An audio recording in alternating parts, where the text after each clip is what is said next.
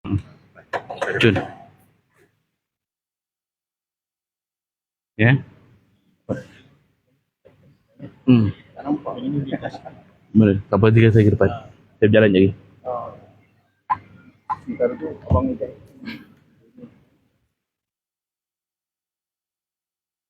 Tak apa nama dia? Tak apa nama. Amin. Amin. Amin.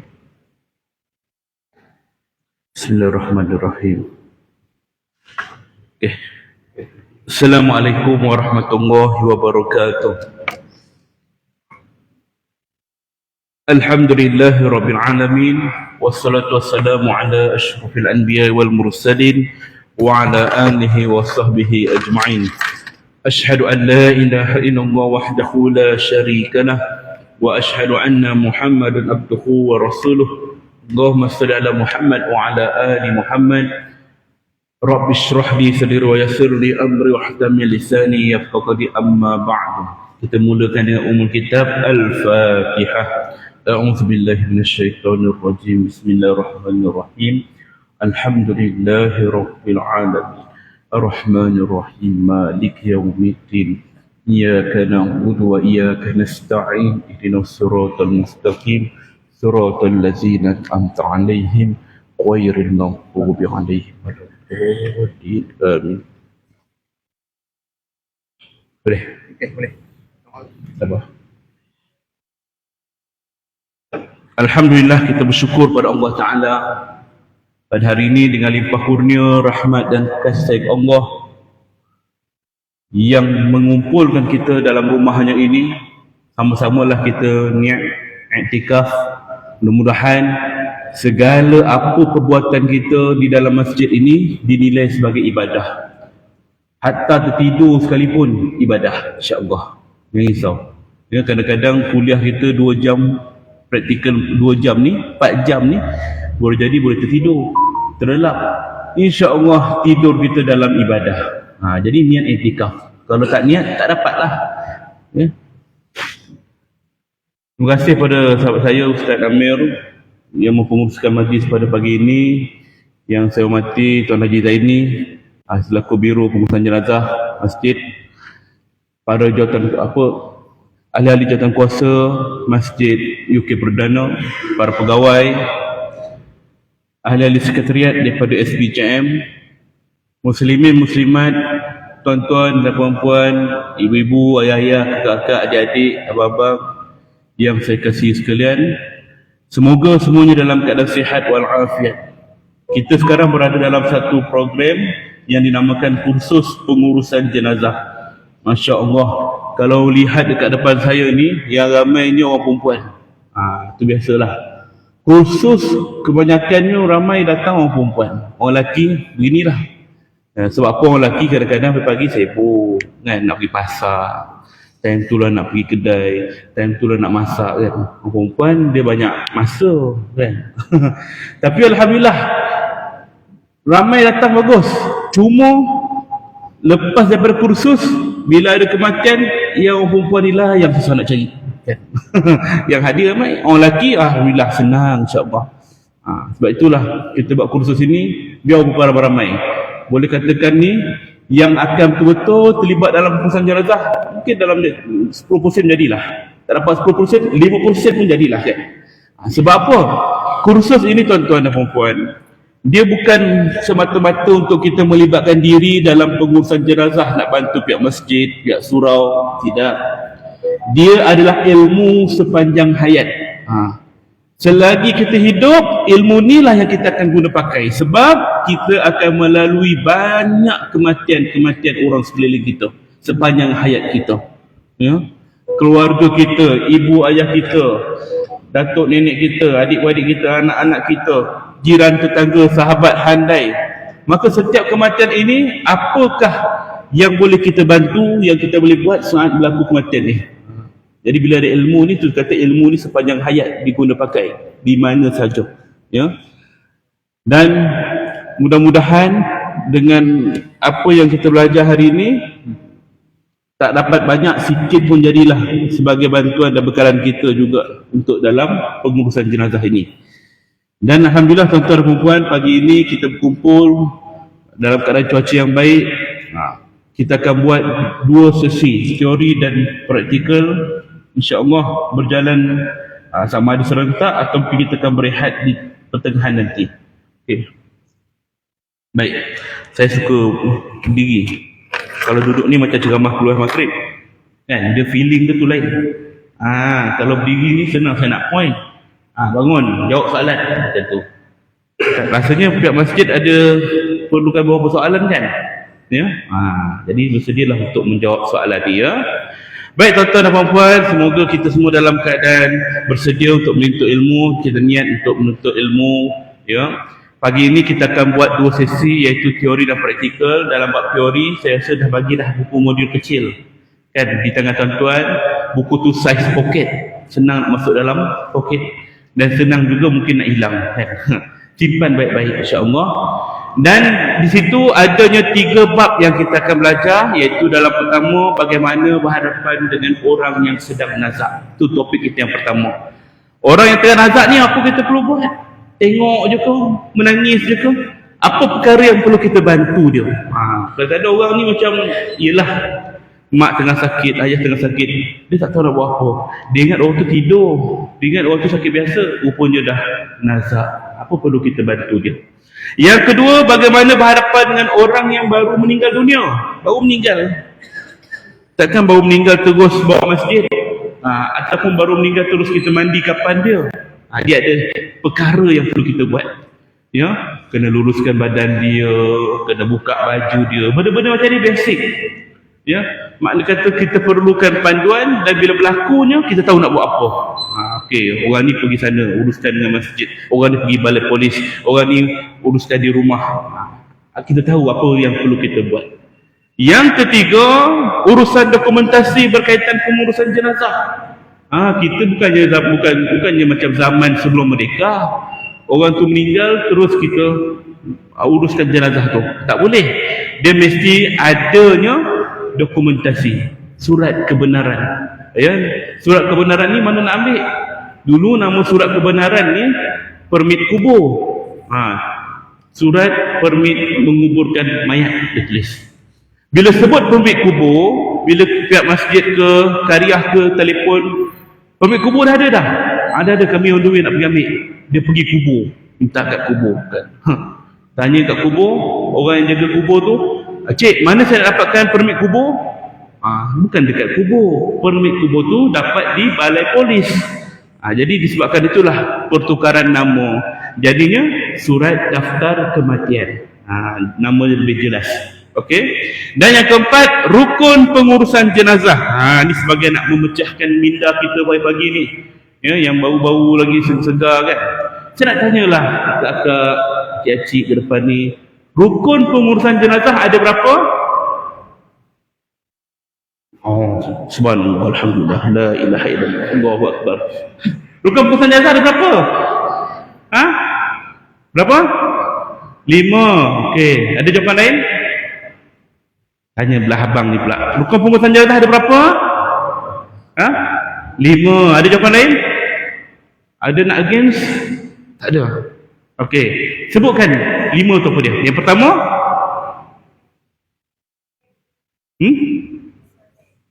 solatkan terus. Mati dulu. Sebenarnya rukun pengurusan jenazah 4. Saya saja dia buat gini. 4. Tak apa, biar kita silap dulu, biar senang ingat.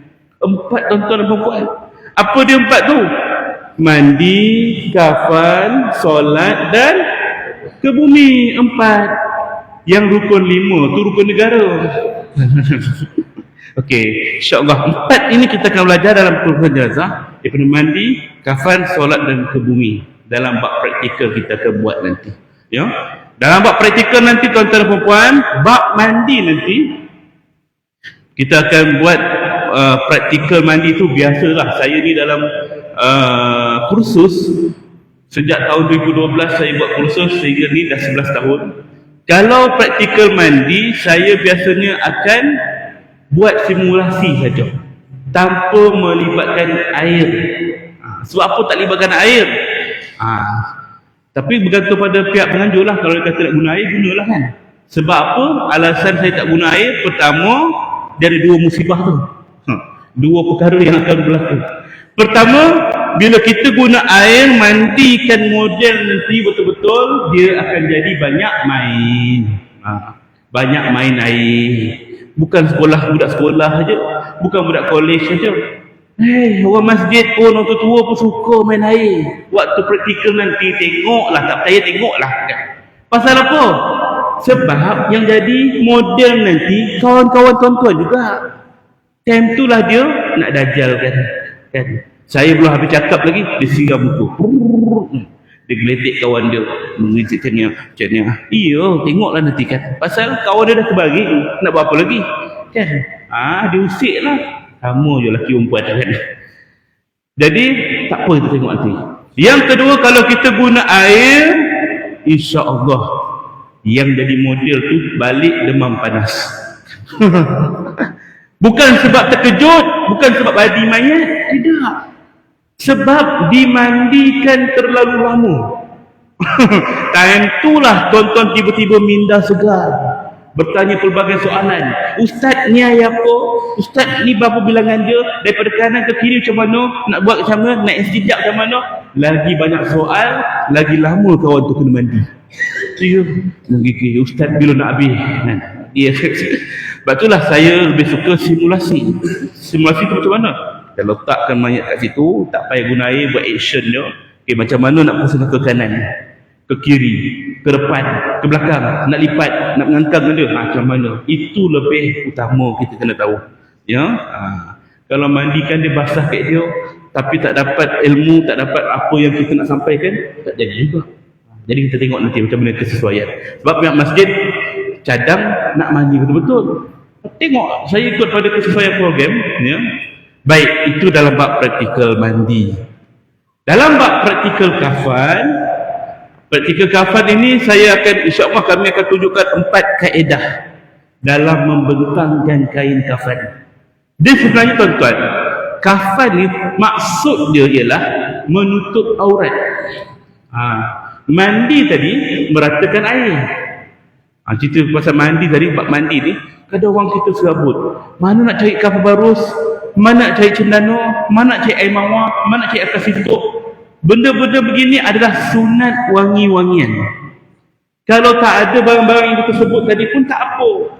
Kat rumah ada sabun, ada shampoo, ada, guna. Tak ada masalah tu sebagai wangi-wangian. Mana kata tak ada barang tu pun tak ada masalah. Air saja yang wajib. Ratakan air. Kadang-kadang orang kita ni ratakan air dia serabut. Macam mana? Nak buang najis, dia celah kuku ni. Dan nak mandi jenazah, celah kuku ni dicungkil kan. Banyak yang tarik kuku, tak potong kuku budak ni. Celah selinga. Yang lagi dahsyat, nak buang najis tu, dia kangkang ni, tekan put. Ada najis tak? Ada. Ada lagi tak? Ada. Bukan setakat tekan di roti canai kan. Ada ke tak? Ada. Ada ke tak? Ada. Tahu kan? Benda macam ni sebenarnya tak perlu sampai ke tahap begitu. Dibangunkan mayat sikit tak apa. Ni dudukkan mayat sampai baik tak lipat dah. Benda macam ini sebenarnya bukanlah satu kewajipan. Yang disuruh ialah bersihkan najis di luar ataupun yang masih ada separuh dekat ujung-ujung tu. Bukannya keluarkan isi perut. Ni macam nak tekan keluar isi perut. Ada ke tak? Ya Allah, kesian mayat tu kan. Nabi dah pesan dah, ya, berlemah lembutlah kamu dengan jenazah. Barang siapa yang mematah-matahkan tulang orang mati, dia seumpama mematahkan tulang orang hidup. Maksud dia apa? Sakit. Orang hidup sakit kena patah tulang, orang mati pun sakit. Orang hidup sakit kena kasar-kasar, orang mati pun sakit. Cuma dia tak boleh bercakap. Kalau dia boleh bercakap, sakit lah woy, lari kita. Jadi dia tak boleh bercakap kan. Kita buatlah santuni. Sebab tu tuan-tuan, ilmu pengurusan jenazah ni saya sangat menggalakkan, bahkan mungkin bagi saya lah mewajibkan untuk anak-anak ahli keluarga yang belajar. Bila berlaku kematian, mereka yang ke depan. Pihak surau ada, pihak masjid ada. Okey, mereka bantu. Tengok apa barang tak cukup, Kita anak yang uruskan jenazah. Berbeza tuan-tuan. Bila seorang ahli keluarga menguruskan jenazah keluarga dia akan buat dengan penuh lemah lembut, baik-baik, perlahan kan, angkat perlahan. Dengan orang luar dia buat lemah lembut juga, tapi lembut itu tak selembut ataupun sebaik daripada waris yang menguruskan dia. Akan buat perlahan. Begitulah dia. Dan bila ahli keluarga menguruskan jenazah keluarga sendiri, maka apa saja aib yang berlaku pada mayat, orang luar takkan tahu. Sebab takkanlah ada ahli keluarga nak buka cerita, tadi aku uruskan bapa aku begini keadaan mayat tu. Tak ada. Dia akan simpan aib dia tu. Jadi kalau orang luar, kemungkinan boleh jadi dia buka cerita. Benda macam ni lah kita perlu perhatikan. Kenapa anak-anak, kenapa keluarga kita sendiri yang perlu kita uruskan. Ya, baik. Dalam bab kafan tadi tuan-tuan, saya katakan kafan tu menutup aurat. Tetapi kaedah kita berbeza-beza. Mungkin kaedah yang kami tunjukkan nanti potong kain begini straight. Mungkin tuan-tuan kata, Ustaz, saya dulu belajar lain lah. Acik dulu belajar tahun 70-an dulu begini potong zigzag rendah-rendah macam ni. Kenapa Ustaz lurus pula? Itu style masing-masing, kaedah. Bila sebut tentang kaedah, dia adalah satu perkara yang mungkin kaedah A, kaedah B, kaedah C, tapi matlamat dia sama. Kita nak pergi Kelantan, boleh ikut LPT 1, LPT 2 sampai. Boleh kita ikut Bentong, Raub sampai. Boleh ikut Gerik sampai. Boleh naik flight sampai. Boleh naik kapal kursi Singapura sampai. Makna kata itu kaedah, matlamat sama. Cuma yang saya tunjukkan nanti ialah kaedah yang lebih mudah, senang, dan mungkin tuan-tuan dan puan boleh praktikkan. Ya, pertama kaedah basic. Kita akan tunjuk macam mana cara nak bentang kain kapan. Tak payah banyak-banyak, letak je 3 helai kain tu dah siap. Simple dia, basic. Ni untuk jenazah normal, biasa. Kedua, sekiranya orang itu badannya besar, macam mana nak buat? Kan? Kain kapan bidang 60. Tapi orang ni bidang 90. Sudah, macam mana nak jahit kain kapan ni? Kan? Jadi apakah kaedah dia cara nak bentang kain kapan tu? Teknik-teknik yang perlu, ya, untuk menutup aurat si mati. Yang ketiga, bagaimana pula kalau mayat tu mayat yang uzur, pendarahan banyak bleeding, accident, dia sakit ke apa ke, luka belakang badan dia, ataupun dia ada penyakit kronik, HIV, AIDS, TB, COVID, apa saja penyakit, ataupun keadaan mayat itu dalam keadaan busuk, berulat, dalam keadaan uzur yang teruk sangat, kan? Macam mana kita nak buat? Di sini kita akan terangkan kaedah penyakit yang berisiko tinggi, mayat uzur, macam mana nak bentang kain kapan dia. Ini kena main peranan. Kalau tidak, kita buat macam biasa saja, time solat dah keluar bau dia, dah keluar darah dia. Di sini kita perlu perhatikan. Yang keempat, bagaimana pula kalau misalnya kita nak buat cantik sikit, nak buat baju, nak tutup aurat dia lebih. Di sini kita akan terangkan keempat kaedah insya-Allah tuan-tuan ya. Kita akan belajar dalam bab praktikal kafan. Cuma dalam masalah ini ialah kita perlukan model. Pastikan siapa yang volunteer sahaja jadi model. Saya tak nak tuan-tuan guna kuasa veto. Aku ketua AJK Muslimah, kau AJK, kau jadi. Jangan. Dan jangan ingat, bagilah budak muda jadi model. Ingat orang tua tak meninggal. Bagilah orang kecil-kecil jadi model. Ingat orang besar tak meninggal. Jadi tak kisah tuan-tuan punya rupa paras ke, faktor umur ke, semua boleh jadi model. Ya, saya waktu kursus di Sabah, saya pergi Sabah bulan 8 tu, saya round salah satu tempat tu, ramai orang lelaki, orang perempuan pun ramai juga masa tu. Bila kita kata siapa nak jadi model jenazah, yang lelaki semua bertafakur, subhanallah, alhamdulillah, wa la ilaha illallah. Tak berani angkat kepala. Nun jauh kat tiang tu, tiba-tiba datang satu orang angkat tangan. Saya ustaz gini. Saya tengok perempuan ke lelaki tu, rupa maknyah. Dia nak jadi, ada maknyah sini, ada 3-4 orang berkumpul. Awak nak jadi mayat? Ya, saya nak jadi mayat. Mari sini ke depan. Dia datang. Dia jadi. Jadi peserta hari itu bertuah. Dia boleh belajar kaedah pengurusan mayat pondan. Jadi bila ada kelainan, kita boleh belajar satu. Ada tempat tu, di mana saya lupa dah. Orang tu badan besar. Orang cakap, ustaz, takkan nak jadi model badan besar? Kau ingat dia tak meninggal? Kalau dia meninggal, macam mana nak uruskan dia? Jadi benda macam ni kita boleh, kata orang, buka minda kita. Oh, badan besar macam mana nak uruskan, nak angkat dia macam mana? Bila ada kelainan, lagi mudah kita nampak situasi tu. Ya, baik tuan-tuan dan puan, bolehlah fikir-fikir aku nak jadi ke, siapa nak jadi ke kan. Siapa yang jadi model ni, dia akan dapat 4 kelebihan, insya-Allah. Pertama, tak janji panjang umur dia. Tak janji. Sebab 5 tahun lepas ada satu hamba Allah tu, dia nak jadi model.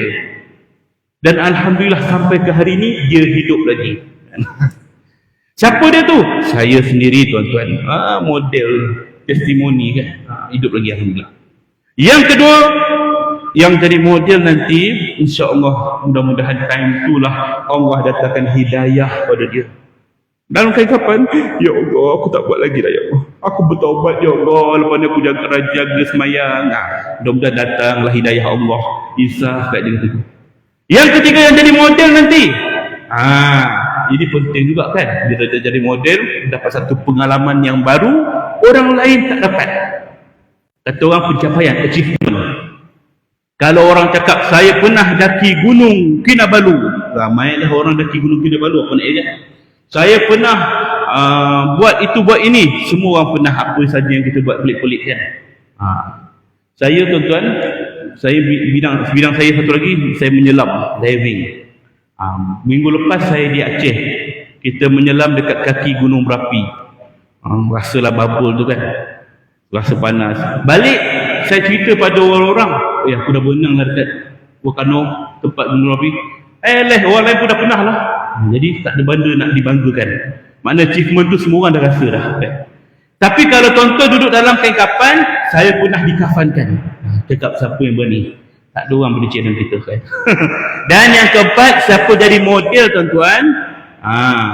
Ini paling menarik. Minta member sebelah tolong ambil gambar dia tengah kafan kan. Ambil gambar aku, buat profile picture. Senang. Inilah wajahku setelah meninggal nanti. Senyumlah sikit, jangan diam je. Kita nak macam mana mati nanti? Aku nak mati dalam keadaan tersenyum. Senyum. Minta kawan ambil gambar kan. Kalau boleh letak dekat pasport, letak kan. Dan insya-Allah kan, dia kalau lagi cantik buat video cantik, post dekat TikTok FYP insya-Allah. Baik tuan-tuan, itu tentang kita punya dalam bab praktikal kafan. Saya akan tunjuk kaedah-kaedah tu. Dalam bab solat, saya akan tunjuk praktikal solat, macam mana solat jenazah kan. Tuan-tuan pun dah tahu solat jenazah kan. Semua dah biasa dengar kan. Solat jenazah ada berapa rakaat? 2 rakaat. Alhamdulillah. Ada jawapan lain? 4 rakaat tu? 3 rakaat ke? Abang-abang, solat jenazah berapa rakaat? Tak ada rakaat. 4 takbir saja. Janganlah imam takbir kedua kau batal rukuk. Apa tu kan? 4 takbir. Insya-Allah kita akan terangkan solat jenazah punya kaifiat. Dan saya akan tambah insya-Allah, kalau saya lupa ingatkan, panduan solat jenazah gaib. Pernah dengar solat jenazah gaib? Pernah dengarkan solat jenazah gaib? Siapa yang gaib? Kita ke gaib? Mayatnya gaib. Mayat gaib ya. Okey, masih baik betul. Takutlah orang punya pemahaman solat jenazah gaib. Asal solat jenazah dia gaib. Asal solat jenazah dia gaib kan. Jadi kita kena jelaskan bagaimana rukunnya, bila masa waktunya, sampai bila. Masa saya di Aceh tuan-tuan, saya dapat berita tuan guru saya meninggal. Meninggal dunia. Saya sedih sangat. Sebab itulah guru saya 20 tahun saya ada di Pasir Gudang. Dia meninggal dunia 1 November. Dan saya tak dapat balik. Memang saya boleh beli tiket flight time tu. Tapi kerana kami ni bila diving, nak naik flight tak boleh dalam tempoh 24 jam lepas diving. Dia ada risiko dia. So tak dapatlah, terpaksa hantar tim je pergi kat Pasir Gudang untuk uruskan jenazah dia. Saya tengok video je lah kan. Hari Khamis 3 November saya pergi ke Pasir Gudang. Kita buat solat jenazah gaib dekat tepi kuburnya. Boleh ke? Boleh. Sebab masih dalam tempoh waktu yang dibenarkan. Solat jenazah gaib ni ada tempoh waktu yang dibenarkan. Nanti kita akan terangkan sampai bila waktu yang dibenarkan. Ya. Baik. Kemudian solat jenazah gaib kita akan bincang dari segi praktikal. Dan yang keempat, pengebumian. Ke bumi ni tak payahlah kita pergi naik atas Bukit Perdana tu, nak gali kubur macam mana, saiz macam mana, berapa cm, tak payah. Itu mereka punya kerja. Dah ada dah tukang gali yang diupah untuk buat kerja tu. Kita hanya perlu tahu macam mana kita nak menguruskan jenazah ketika nak ke bumi. Masalah yang selalu berlaku ialah yang turun satu mayat, yang menyambut dalam liang biasa 3 orang, yang bagi arahan dekat atas 30 orang. Itu masalah. Semua nak bercakap. Tu kepala tu pusingkan, muka tu buka, tadi tu buka, tanah. Semua nak bercakap, serabut tuan-tuan. Jadi bila kita dah ada ilmu, dah diam. Aku tahu, aku dah belajar dah, kan. Jadi benda macam ni tak perlu orang bimbing pun, kita boleh buat sendiri, insyaAllah. Ya? Baik, itu dah nampak praktikal. Okey, sepanjang program ini, sekiranya tuan-tuan dan perempuan ada persoalan, tu angkat tangan, tanya. Kalau cik-cik segan, tulis kat kertas, lipat, bagi dekat saya. Jangan buat kapal terbang ya. Ustaz, jangan ya. Kalau tuan-tuan dan perempuan rasa nak pergi tandas ke apa, pergi je. Tak payah angkat tangan. Please teacher, may I go out? No. Get out je. Ya? Siapa, kita buat santai je. Baik, program kita pertama ialah bagaimana berhadapan dengan orang yang nazak. Orang tengah nazak. Orang tengah nazak ni, macam mana keadaan dia? Boleh beritahu saya keadaan orang tengah nazak? Oh, dia terhad lah. Saya tukar mic. Boleh okey ni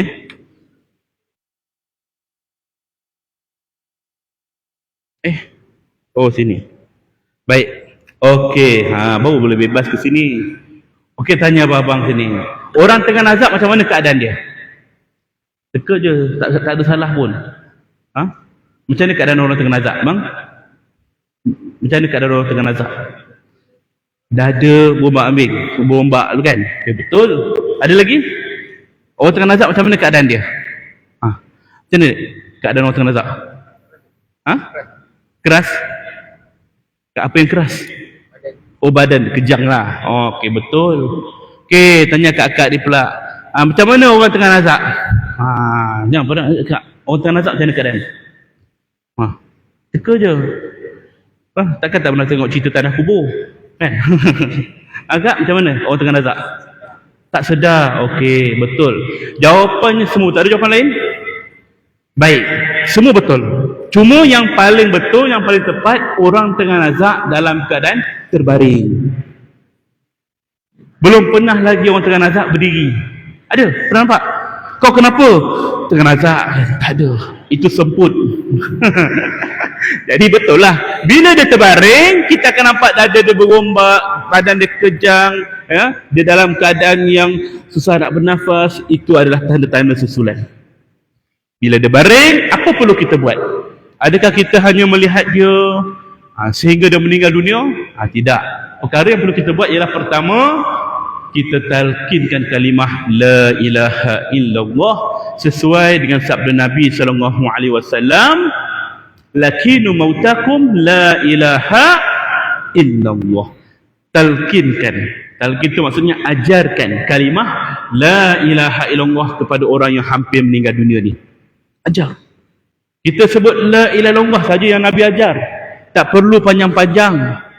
Ya, macam drama swasta tu. Bila orang meninggal aja mengajar panjang. Ikut saya bang. Asyhadu an la ilaha illallah. Dia ajar pada orang tengah nazak. Yang heran dalam drama tu, tengah nazak boleh ikut. Asyhadu an la ilaha illallah. Tak payah ajar, dia sambung lagi. Wa asyhadu anna Muhammadun Rasulullah. Aku bersaksi. Ini semua pembungak tuan-tuan. Mana ada orang tengah nazak boleh mengucap panjang. Tapi dalam drama Melayu boleh. Sebab apa? Ikut arahan pengarah dia. Nak tunjukkan husnul khotimah, siap jari macam ni pun boleh. Asyhadu an la. Ini semua pembungak kata orang. Ini semua berlakon tuan-tuan. 30 kali hidup mati pun tak ada masalah sebab ikut arahan pengarah. Hakikatnya orang mati nak sebut kalimah Allah pun bukan perkara yang mudah. Bukan tuan-tuan. Ya? Nabi ajar simple je. La ilaha illallah. Jangan terlalu mendayu-dayu, jangan terlalu laju sangat, jangan terlalu perlahan sangat. Dia tak boleh ikut. Ya, kita pun pergi kat dia. Bang, ikut saya bang. La ilaha illallah. Itu azan. Siap silap dia bangun, dia hempuk kita. Cepat sikit lah kan. Lambik pona kau ni kan. Tak boleh perlahan sangat. Dan jangan terlalu laju pula. Ikut saya ya bang. Abdu zikri fa'lam annahu la ilaha illallah. Tak boleh. Dah buat tahlil pula situ kan. Tak boleh laju sangat. Dan jangan kita buat macam style yang viral baru ni. Assalamualaikum, selamat pagi. Hehehe. La ilaha illallah. Itu dodoi. Makcik viral tu kan. Jangan kita buat macam tu. Silap dengan orang sekeliling tertidur nanti. La ilaha illallah. La ilaha illallah. Perlahan satu persatu. Cuba ikut saya. La ilaha illallah. Begitu. Kita bisikkan telinga kanan atau telinga kiri dia. Bisik. Walaupun orang tu pekak. Tak payahlah bisik, dia pekak. Tak dengarnya dia. Cakap kuat sikit. Dia pekak sekalipun, walaupun tahap badak sekalipun. Itu adalah bahagian dia. Kita ikut sunnah Nabi. Nabi yang ajar kita untuk buat begitu, kita buat. Walaupun orang tu tak dengar, bisu sekalipun. Tak payahlah kita buat bahasa isyarat. Dia bisu, tak boleh nak ucap la ilaha illallah. Ikut kan. Tak payah. Kita sebut je la ilaha illallah. Terpulang pada Allah. Dia ni nak sebut, nak sambut macam mana. Ikut kemampuan dia. Sebab kalimah ini bukan kerana hafalan, bukan kerana ingatan, bukan kerana orang ajar dia boleh ikut. Tidak. Tetapi kerana rahmat Allah yang mengizinkan ataupun tidak. Yusabbitullahu allazina amanu biqaulis sabit fil hayatid dunya wa fil akhirah. Allah Ta'ala dia teguhkan ucapan orang beriman dunia dan akhirat. Maksud dia apa?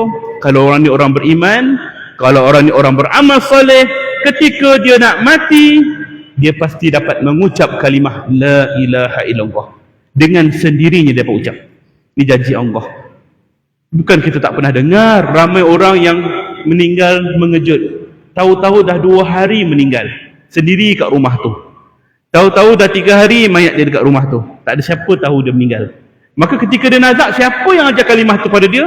Kalau dia orang beriman, dia orang yang beramal soleh, maka jangan kita risau. Allah yang akan ingatkan kalimah tu pada dia. Itu janji Allah.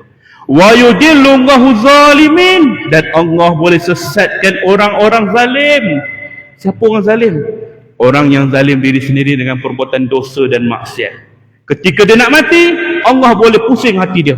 Tak bagi dia mengucap. Walaupun keluarga dia ajar la ilaha illallah, dia nak sebut tak boleh. Wa yaf'alullahu ma yasha.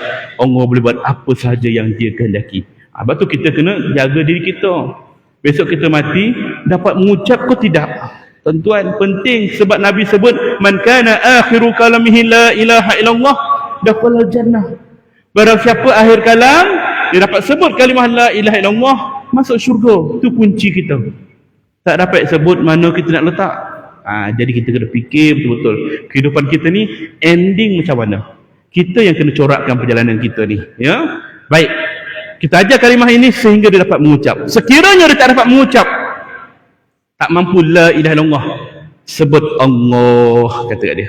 Allah. Kadang-kadang dia koma, kadang-kadang dia dalam keadaan tak sedar, mulut dia buka kan. Allah. Pun tak mampu juga. Kita bisik kat dia, bang, kalau dengar kalimah la ilaha illallah, cubalah bagi tanda-tanda yang abang terima kalimah ni. Abang kelipkan mata abang, gerakkan jari ke, gerakkan lidah ke, yang mana kita yakin dia pegang kalimah tu. Bagi la ilaha illallah, dia pun gerak jari dia. Maknanya dia terima kalimah tu. Okey, cukup. Ya. Dan sekiranya dia dah susah payah, dia pun sebut la ilaha illallah. Sekali kita dengar. Tapi nyawa dia ada lagi. Tapi kita dengar dia dah mengucap. Cukup. Tak perlu kita minta dia banyak kali. Teruskan bang, nak tasbih ni kira. Tak perlu. Cukup sekali, jangan kita paksa dia. Ya. Baik. Dan sekiranya dia mati, tak dapat dengar pun kalimah la ilaha illallah, kalimah Allah pun tak ada, tanda-tanda pun tak ada. Ketika itu kita sangka baik, husnuzon. Bila orang tanya, macam mana bang? Arwah ni dapat ucap tak? Dapat, insya-Allah. Cakap macam tu je. Tak payahlah kita kata dapat. Tak tahulah, susah payah betul dapat. Manalah tempat dia nanti kat akhirat. Jangan. Tak perlu ulas. Cakap aja insya-Allah dapat. Settle, ya. Baik. Selesai bab yang pertama, yang satu ni. Yang kedua, orang yang tengah nazak ni bacakan mana-mana surah dari Al-Quran di sisi pesakit. Baca je. Surah apa tahu? Al-Fatihah. Baca surah Fatihah. Qul huwallahu ahad. Baca Qul huwallahu ahad. Apa saja yang kita tahu boleh. Kerana Al-Quranu syifa. Quran itu adalah penawar, penyembuh. Saya tahu Qul huwallahu ahad je. Boleh baca Qul huwallahu ahad banyak kali. Tak ada masalah. Antara yang disarankan surah Yasin, surah Ar-Ra'd tu. Ini antara surah-surah yang boleh kita jadikan sebagai amalan ketika mana orang tengah nazak. Selain daripada surah ini, Siti Aisyah radhiyallahu anha ketika bersama dengan Rasulullah yang dalam keadaan sakarat, Aisyah membacakan dua surah, Qul a'udzu birabbil falaq dan Qul a'udzu birabbin nas. Al-Falaq dan An-Nas. Dua surah ni pun boleh sebagai kita nak ruqyah syifa kepada orang yang tengah sakit. Ya. Baik, bacakan surah ni. Yang ketiga, orang tengah nazak ni kita tunaikan apa jua hajat pesakit. Apa hajat dia? Kan?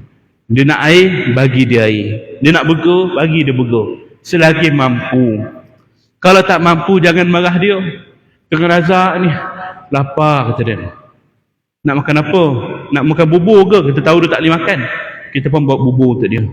Tak nak bubur ni. Habis nak makan apa? Lapar kata dia. Kita dah hilang sabar ni. Nak makan apa? Kita pun siap-siap makanan lain, nasi, lauk gulai apa semua. Nah makan ni. Tak nak lauk ni. Ui, sakit hati kita. Lapar. Kau ni kena banyak bersabar. Kau nak apa? Nak bubur McD. Sudah. Tak boleh. Boykot sekarang ni. Kita kena ni. Dah kita jangan bersyarah kat dia tempo tuan-tuan. Ya. Waktu tu jangan kita nak komplain ke apa ke kan. Apa hajat dia kalau kita boleh tunaikan, tunaikan selagi mampu. Kalau tak mampu, pujuk dia baik-baik. Minta maaf, saya tak boleh nak tunaikan hajat sekarang. Saya kekal dengan pendirian saya nak boykot selama-lamanya. Cakap dia tu kan. Sabarlah dia. Bubur lain boleh tak? Bubur lambuk? Okey, bubur lambuk. Bagi. Kan? Makna kata pujuk dia. Jangan sampai dia rasa macam kita ni tak pedulikan dia. Bila dia rasa macam kita tak pedulikan dia, kita takut waktu itu syaitan akan datang mengganggu dia. Kau tengok anak-anak kau. Mana pedulikan kau? Siapa ni? Atuk. Rupanya syaitan tu menyerupai arwah atuk dia. Atuk datang daripada syurga. Atuk dah tahu dah apa yang berlaku ni. Tempat kita sebenarnya di syurga, tapi laluan kita bukan cari Islam. Kita kena masuk agama Nasrani, Yahudi. Dia akan cuba pujuk. Kat sana macam-macam ada. Kau nak bubur McD, KFC, semua ada. Kejut dia ke? Kalau orang tu lemah iman dia, tak ada orang yang bantu dia, tak ada orang yang pagarkan dengan bacaan Al-Quran, tak ada orang ingatkan dia la ilaha illallah, barangkali dia berterjerumus ke arah kekufuran, mati dalam keadaan kufur. Wa iyyazubillah min zalik. Orang tengah sakit ni kita kena banyak bersabar. Kita kena bersabar melayani dia. Dia diuji, kita pun diuji. Ingat ya, benda begini kita kena banyak bersabar. Baik. Selesai bab 3. Dan yang keempat, tak ada dalam slide, tak ada dalam nota. Orang yang tengah nazak ni, kita kena bimbing dia supaya sangka baik dengan Allah, husnuzon dengan Allah. Sebab orang tengah sakit ni kadang-kadang dia merapu-rapu. Alah, sakitnya, aku dah semayang dah, pergi haji dah, kenapa lah Allah sebab aku macam ni? Aku ni banyak dosa, entah neraka mana lah orang capak aku nanti. Waktu itu kita kena bersama dia. Dia dah mula cakap merapu-rapu tu, kita kena bimbing dia. Sabar mak, Allah ni maha pengampun, istighfar. Allah ni sayang kita, memang tempat kita ni syurga, mak pun ahli syurga. Bimbing dia. Sebab kita nak disangka baik pada Allah kerana ada satu hadis qudsi yang bermaksud, aku menurut pada sangkaan hamba-Ku. Jika hamba-Ku bersangka baik kepadaku, maka aku akan bagi dia kebaikan. Jika hamba-Ku bersangka buruk padaku, maka aku biarkan dia dalam keadaan kesesatan.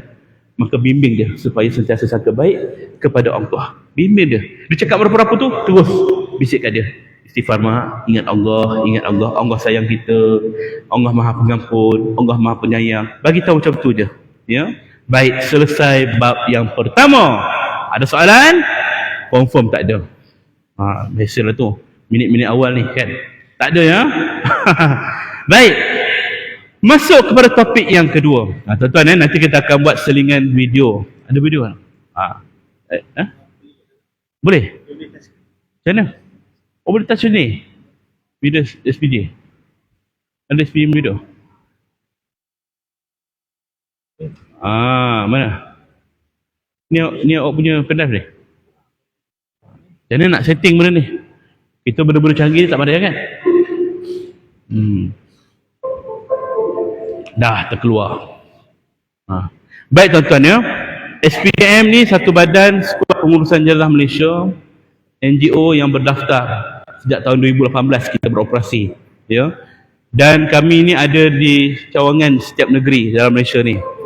Bukan sahaja menguruskan jenazah orang Islam, bahkan kita juga membantu mereka yang bukan Islam dari sudut logistik.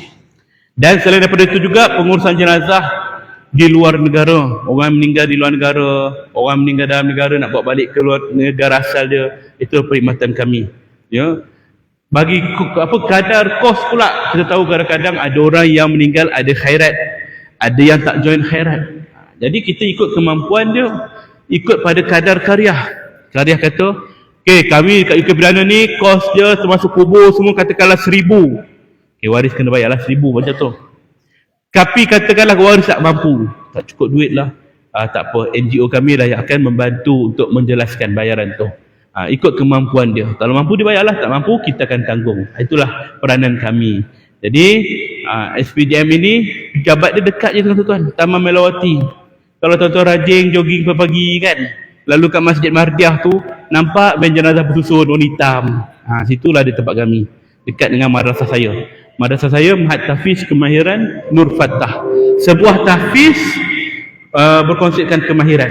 Kita didik pelajar ni untuk bukan sahaja mahir dalam hafazan, termasuk dalam bab-bab kemahiran, insya-Allah. Belum lagi? Ada saya tak. Okey, tak apa. Baik.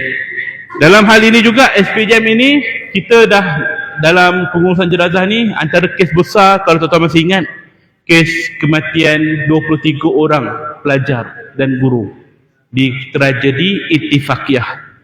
Kan tahfiz terbakar dekat Keramat tahun 2017. Di sana kami bantu untuk menyempurnakan jenazah tu.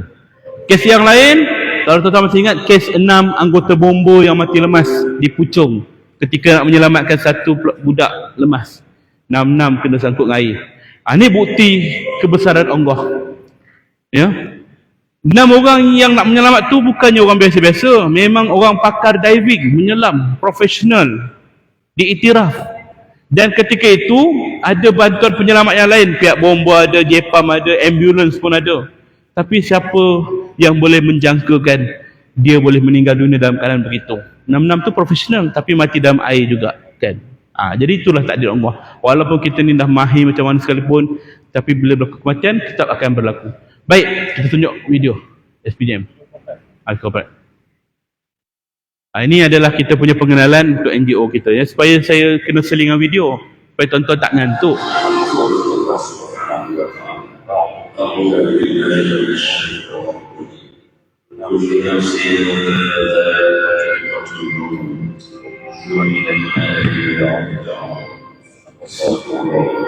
Kita pergi ke makan nanti kita rehat. Bukan dah? Jadi mana saya buku?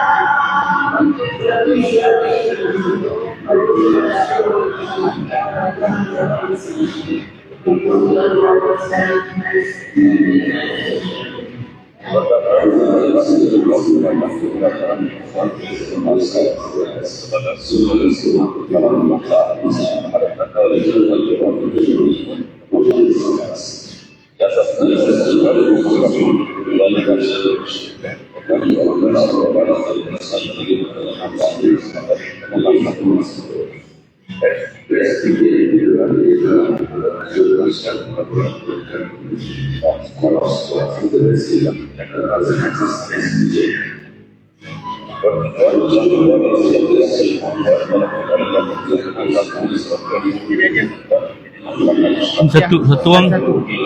Satu. Kita satu baik.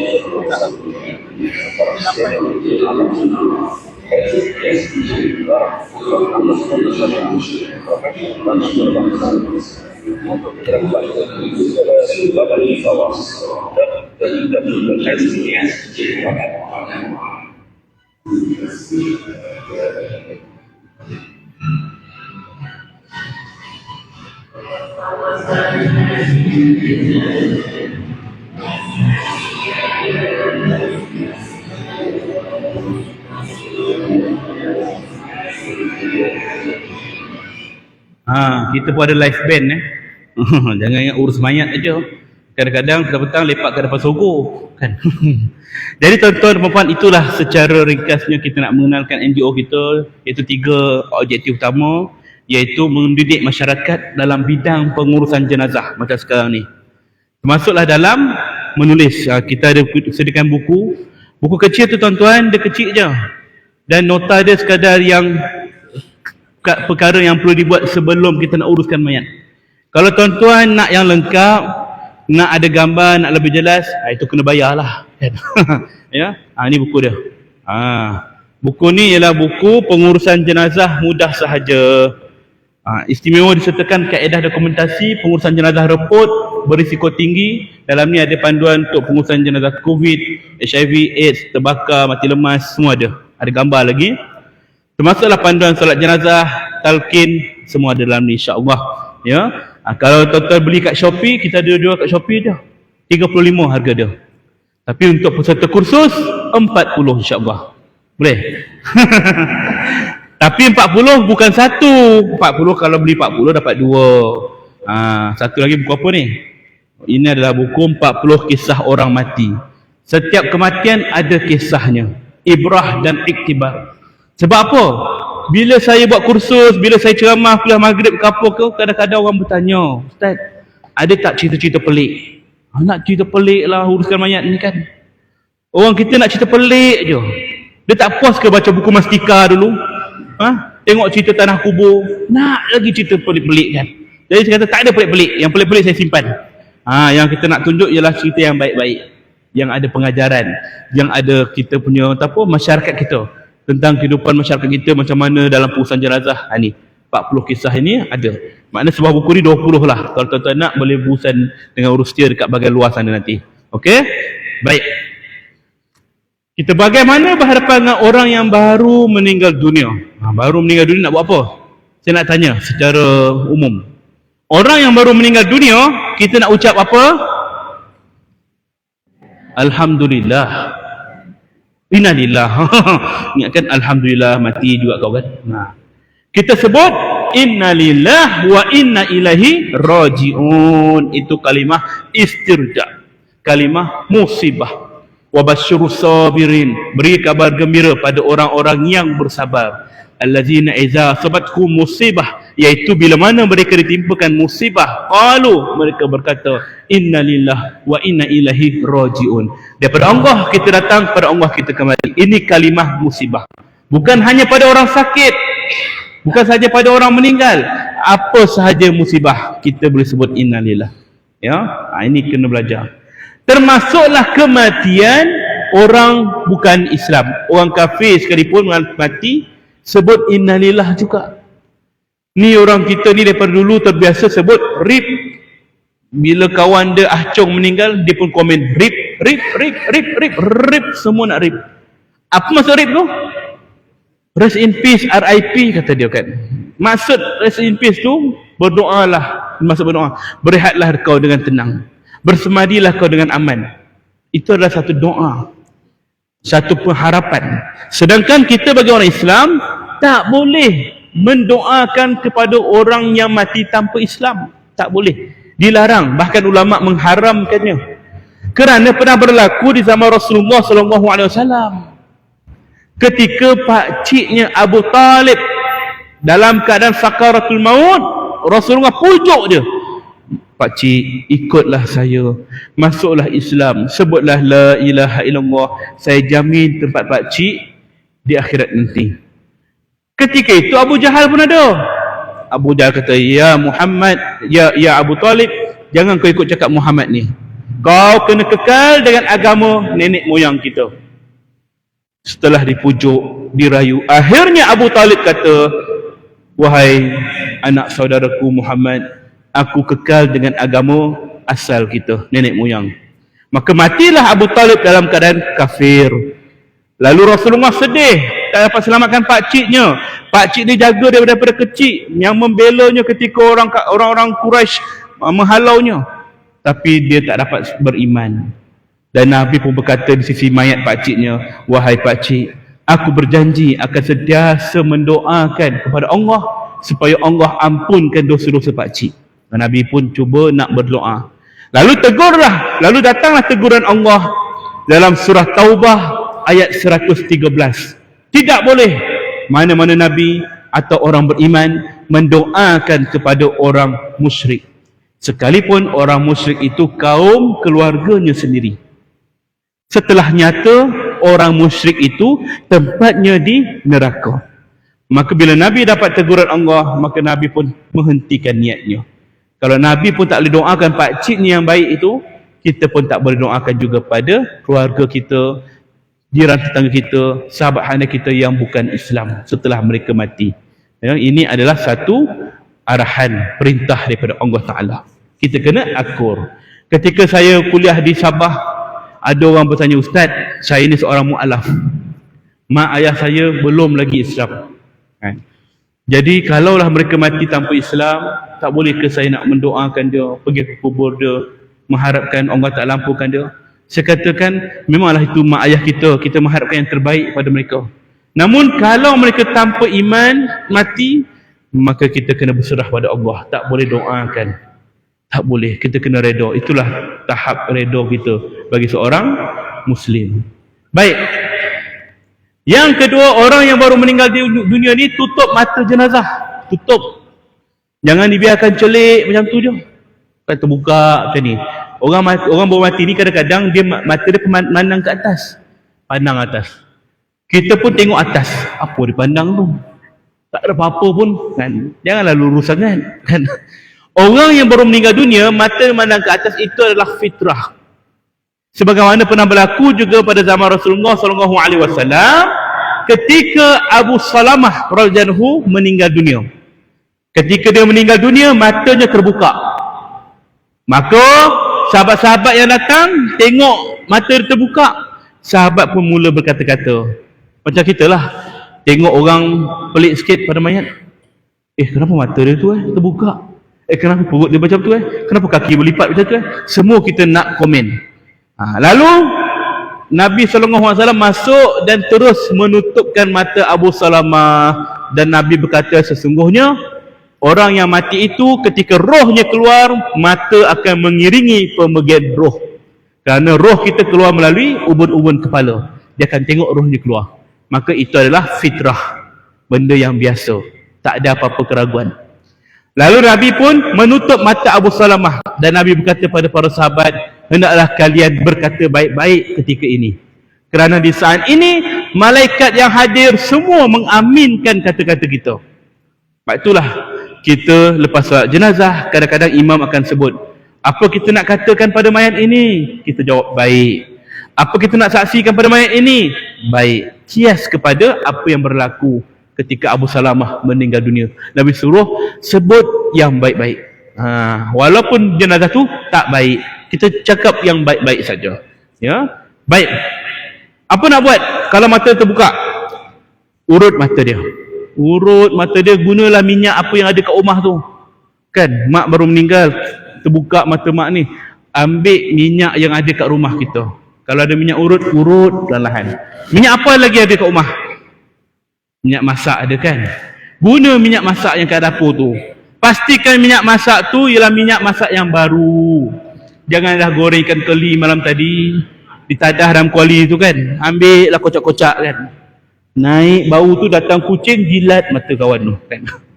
Ambil minyak tu sikit je, ya, urup perlahan-lahan. Apa sahaja bahan minyak pun boleh. Yang penting logik lah. Jangan guna minyak hitam. Jangan guna minyak cekapak. Terkebil-kebil mata mayat tu nanti. Yang logik, ya, tak perlahan. Urat mata dia supaya dia tutup. Dan sekiranya dia terbuka lagi, guna kaedah yang kedua. Kita cari batu-batu kecil. Cari dulu batu-batu kecil, kerikil tu, ambil, confirmkan tu batu, basuh baru letak. Jangan ambil tu letak. Takut-takut tu taik kucing. Mana tahu keras macam ni kan. Letak atas mata mayat, cair kan. Ambil, confirmkan, letak. Dan pastikan batu yang sesuai. Jangan tak jumpa batu, tuan-tuan bedal bata pula. Ambil batu letak besar-besar itu. Jangan. Tak jumpa batu yang sesuai, rabur dalam poket. Ada tak duit shilling? Cari shilling yang 50 sen besar tu. Tujuannya nak menutup mata si mati. Itu kaedah saja. Dia nak beratkan mata dia, impitkan dia dengan duit shilling tu. Pastikan duit shilling itu yang besar lah. Yang 5 sen. 5 sen tak jadi, 50 sen yang besar tu letak kat mata dia, ya. Walaupun ada orang kata tak boleh ustaz, itu kaedah orang kafir. Orang Cina kalau mati dia letak duit kat mata. Itu cara mereka. Kita bukan nak meniru mereka. Ini adalah kaedah. Kaedah tu apa? Teknik supaya kita dapat tutup mata dia ni. Kalau orang kata tak boleh tiru dia, kita kena ingat bahawa ada kaedah fiqh menyebut al-umuru bil maqasidiha. Setiap benda bergantung pada tujuannya. Inna ma'amalu bin niat, bergantung pada nawaitu kita. Tujuan kita nak tutup mata mayat, maka itu alat saja. Ya, 50 sen letak atas mata mayat. Ya, ingat tuan-tuan ya. Tulis betul-betul 50 sen. Jangan tulis 50 saja. Time berlaku kematian dah keliru. 50 RM kot. Dah tepek selai sini. Bukan menutup mata mayat, terbeliak mata mayat nanti kan. Jadi yang bersesuaian lah. Tak kan? Apa saja cara. Tak jumpa shilling, kita guna barang-barang lain, barang-barang logam. Sudu tu pun boleh kita letak. Logam apa-apa je, rabur dalam poket, ada apa? Dia pula ni, kepala caja kan, letak. Boleh, yang penting sesuai lah untuk tutup mata dia kan. Yang ringan kan, syarat aja. Jangan buat macam ni lah kan, pelik sangat kata orang kan. Kalau guna duit shilling tuan-tuan, nasihat saya jangan lama sangat. Dia dah letak duit shilling, lepas tu tutup dengan kain muka mayat tu. Takut terlupa. Bila terlupa, kita pun telefon orang, bagi bala WhatsApp, jiran-jiran mula datang. Dah jiran datang nak tengok muka mayat. Boleh tak saya tengok muka arwah abah ni? Boleh, tengoklah cik. Abah ni cukup kuat bersedekah. Dialah suka belanja orang masjid makan. Inilah sebaik-baik orang. Sambil tangan dia buka aja, astagfirullah, mata duitan. Sudah. Kecoh satu UK Perdana ni. Keluar mastika kan.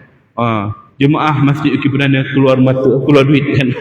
Jadi di sini sebelum orang datang, alihkan segera. Cepat buang duit tu ya. Baik. Sekiranya mata dia masih terbuka, kaedah keempat kita guna selotip. Guna selotip kertas. Sebab dia nipis gam dia. Tarik daripada kelopak mata dia, tarik sampai bawah. Itu kaedah. Ya. Bukan tak boleh guna double tape ke, kan? Bukan tak boleh guna tu. Cuma masalahnya ialah gam dia kuat. Kalau kita cabut, takut tercabut sekali dengan kulit dia. Dengan kelopak mata dia habis hilang. Jadi kita guna gam yang nipis. Selotip lah. Ya. Ini kaedah dia. Ketika saya belajar satu bidang, namanya Diploma Science in Embalming and Undertaker. Sebab tu orang panggil saya Ustaz Undertaker, kan? Saya belajar di Filipina, kursus ni. Sains pengawetan dan pengurusan mayat. Di sanalah saya belajar pengurusan jenazah non-Muslim. Macam mana nak buat. Antara kaedahnya ialah macam mana nak tutup mata mayat. Mereka tak guna kaedah yang saya tunjuk ni. Tetapi mereka terus shot terus. Apa dia? Guna gam uhu, titik kat mata mayat. Gini mudah, tak. Memang mata mayat takkan terbuka selama-lamanya. Itu kaedah dia, tuan-tuan, ya. Jadi kita kena tahu bahawa mereka cara mereka, kita cara kita. Jangan guna gam. Tapi itu yang saya diajarkan, begitu. Macam mana nak bagi mulut tertutup rapat? Letak gam. Tutup rapat. Nak bagi mayat tu tersenyum, ada kaedah dia. Saya pernah nampak orang Cina mati. Bila keranda ditolak dekat hospital tu, kita nampaklah kat papan tu ada cermin. Jadi nampak muka dia. Tengok muka dia tersenyum. Cina ni mati tersenyum? Husnul khotimah ke ni? Kan terfikir, tuan-tuan. Rupanya ada kaedah nak bagi dia tersenyum. Bukannya sesaja, kan? Apa dia? Itulah namanya pengawetan, embalming nama dia. Ya. Saya tunjuk kaedah dia. Mana? Boleh tunjuk video? Kan? Dia keluar ya? Tak apa. Apa kaedah dia?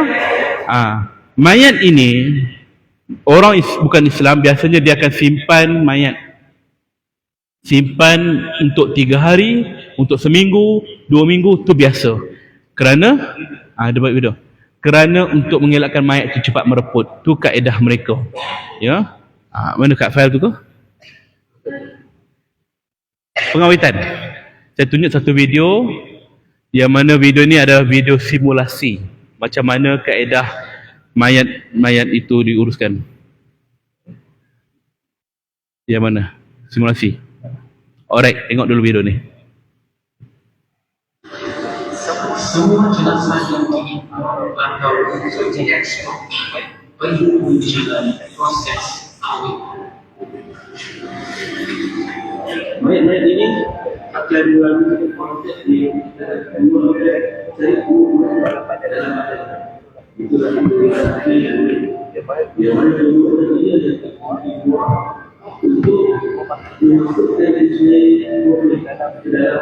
badan.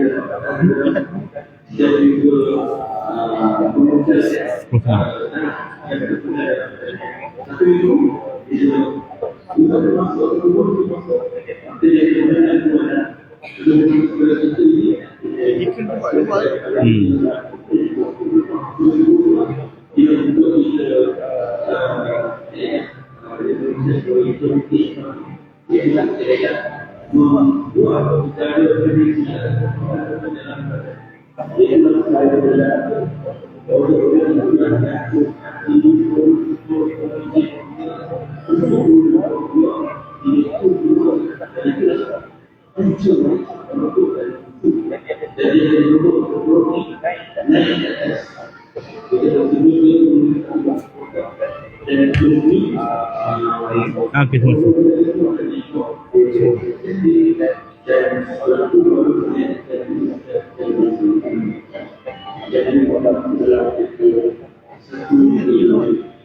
Sedut pun.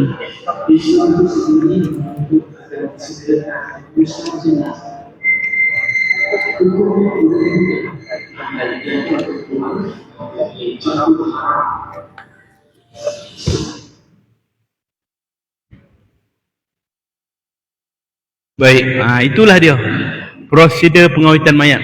Orang bukan Islam, mereka buat tu normal. Tapi kita orang Islam, Kalau nak bawa balik daripada luar negara ke dalam Malaysia, ini kaedah yang diguna pakai. Kena faham ya, embalming ni dia ada 4 kaedah.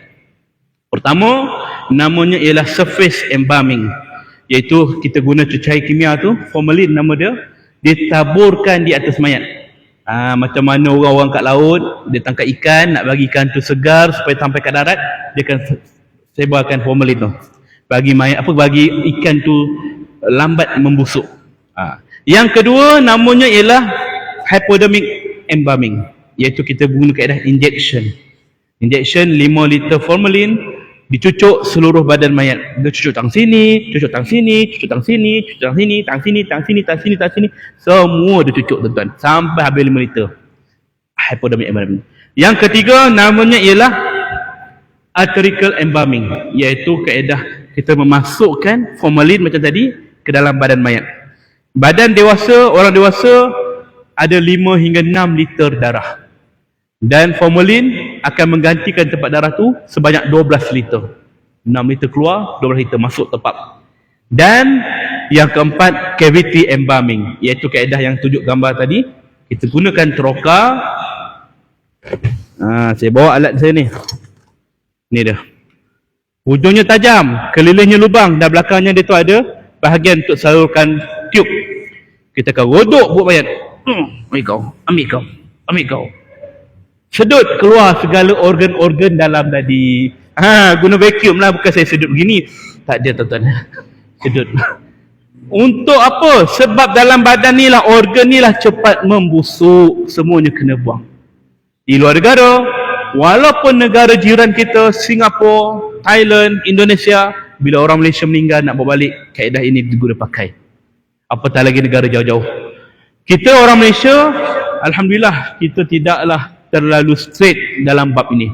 Bila ada orang Indonesia, Pakistan, Bangladesh yang meninggal dalam negara kita nak bawa balik, kaedah ini kita tak guna. Kita guna 2 kaedah yang pertama, iaitulah kaedah surface embalming dan hypodermic embalming, injection, cucuk. Itu je kaedah kita buat. Sebab kita tahu sampai sana mereka akan terus uruskan mayat ke bumi.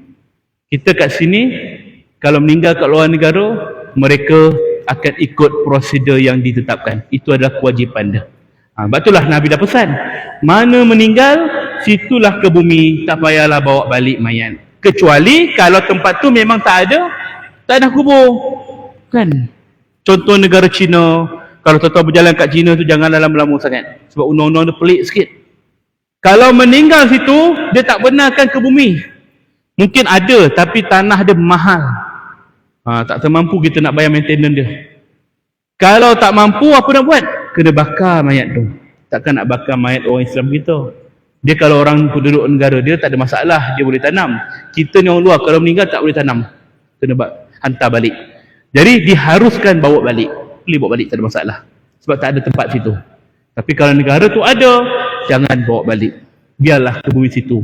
Sama sahaja kat mana kita dikuburkan. Bukanlah kata, kat sini 2 malaikat, kat sana 1 malaikat je. Tak ada, sama je tuan ya. Di mana meninggal, situlah kita kebumikan. Baik.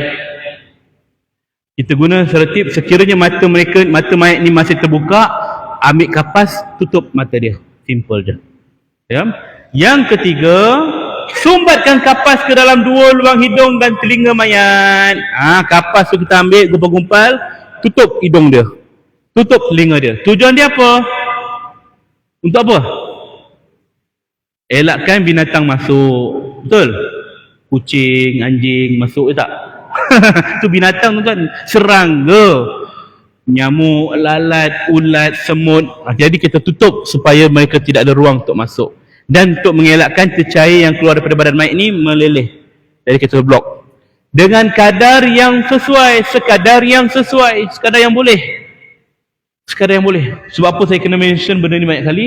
Sebab orang kita bukan sekadar yang boleh. Selagi boleh. Kapas tu banyak macam tu. Sumbat lagi, boleh lagi ni, boleh lagi ni, boleh lagi ni. Kembang hidung mayat tu.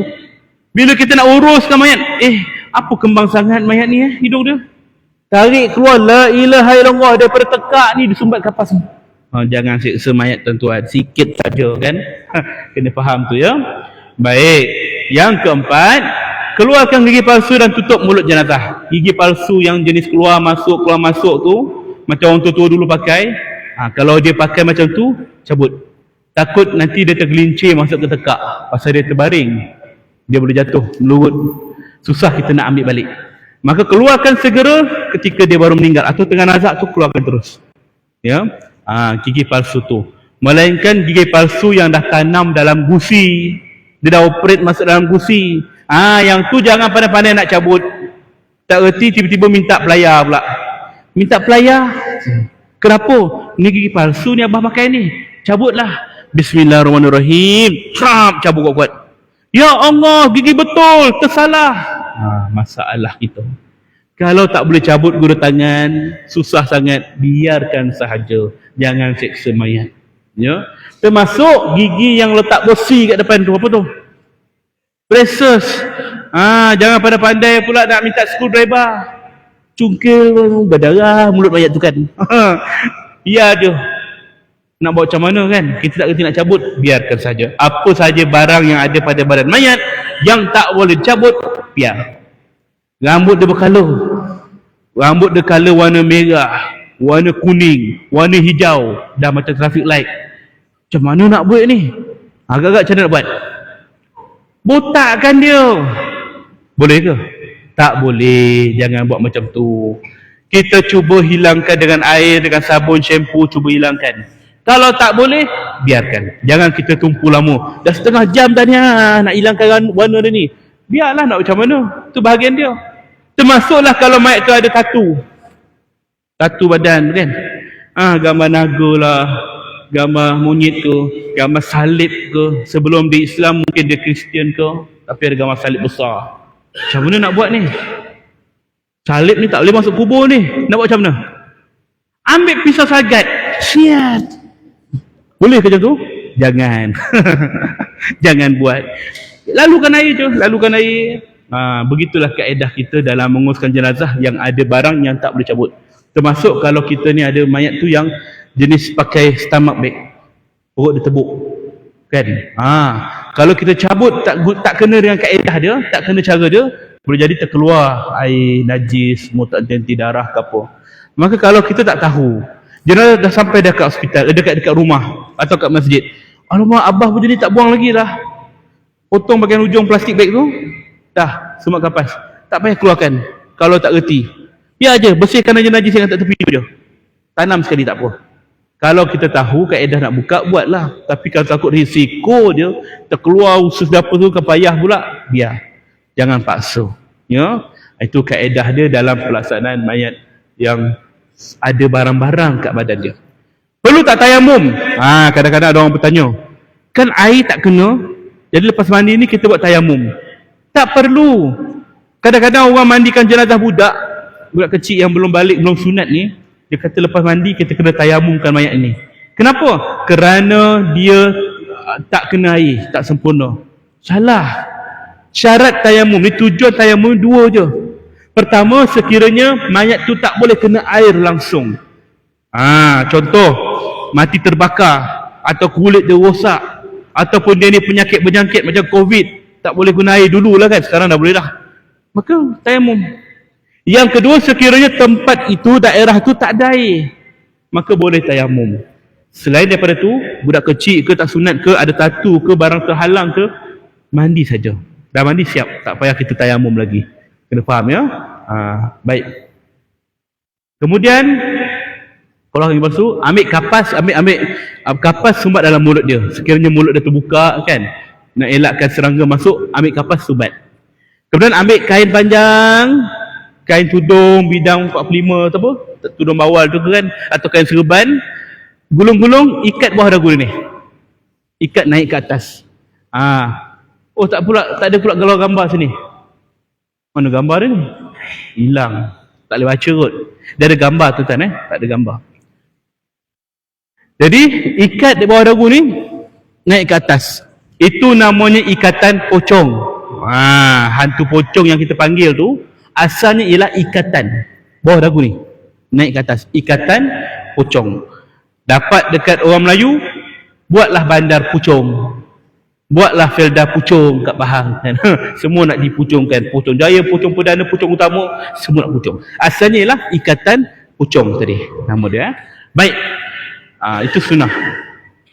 Kemudian yang kelima, jenazah yang baru meninggal ni tukar pakaian dia, buka siap-siap dan pakaikan pakaian yang bersih dan mudah ditanggal. Buka baju dia. Sebab apa? Badan dia lembut, baru meninggal, badan lembut lagi, badan dia panas lagi. Buka siap-siap. Sebab apa? Bila dah sampai tempoh mungkin 3 jam, 4 jam, badan dia akan keras. Jadi nak buka baju dia susah, terpaksa gunting. Maka buka dulu, ambil kain batik, tutup atas badan dia, tutup aurat dia semua. Jangan letak selai je. Kalau orang perempuan letak 2-3 helai. Sebab aurat dia tu kita takut nampak bentuk badan ke apa ke, letak 2-3 helai. Okey, depan, belakang, rambut pun tutup. Ada mayat tu bila kita tengok jenazah dia, buka muka nampak rambut panjang macam tu. Tanya pada keluarga dia, kenapa tak pakaikan tudung mayat ni? Tak apalah ustaz, arwah ni dulu free hair. Semua orang kenal tudung rambut dia macam mana. Bukan masalah orang kenal ke tidak rambut dia, tapi ni hukum. Kena jaga aurat. Waktu dia hidup, fardu ain, tanggungjawab dia. Bila dia mati, fardu kifayah, kita punya tanggungjawab. Tutup. Ya, jaga aurat dia. Baik. Gantikan pakaian jenazah yang mudah ditanggal. Tudung, kain kain kemban tu, pakaikan kain batik dan sebagainya ya. Yang keenam, kiamkan tangan dan ikat sendi-sendi jenazah. Kiamkan tangan dia. Ini sebelum mandi dan kafan ya. Saya ulang. Sebab takut orang fikir ikat ni lepas kafan. Masa kafan tidak ada ikatan. Masa kafan letak tangan macam tu, kita impit dengan kain kafan je, tutup. Tangan kaki ni ikat waktu baru meninggal. Supaya kita nak badan dia tu kalau mengeras dalam keadaan begini, lurus. Ikat pergelangan tangan dia, kiamkan, rapatkan kaki dia, ikat kat lutut. Yang kedua dan yang ketiga, ikat dekat hujung jari kaki dia. Supaya kaki dia tegak macam tu. 3 ikatan. Tangan, lutut, hujung kaki. Tegak macam tu. Ya? Ya tuan.